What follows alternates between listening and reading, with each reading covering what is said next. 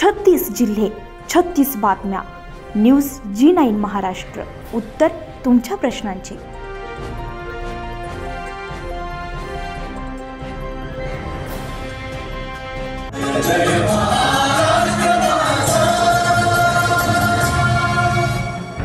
जय महाराष्ट्र.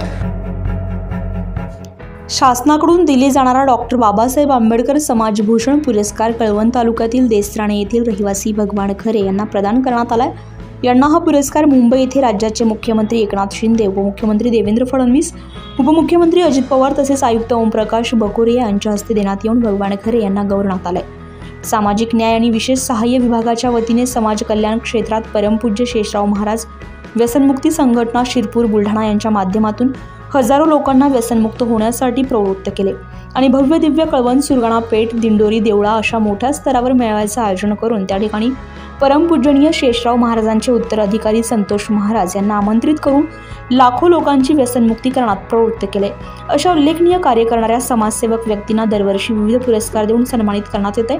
गेल्या 4 वर्षांपासून रखडत पडलेले विविध पुरस्कारांची घोषणा शासनाने केलेले नाशिक जिल्ह्यातून 12 व्यक्तींना विविध पुरस्काराने सन्मानित करण्यात आले.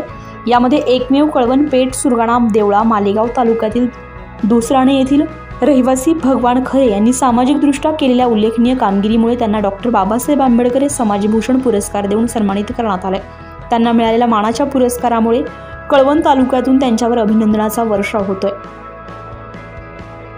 न्यूज G9 महाराष्ट्रसाठी प्रतिनिधी रवींद्र शेवाळे,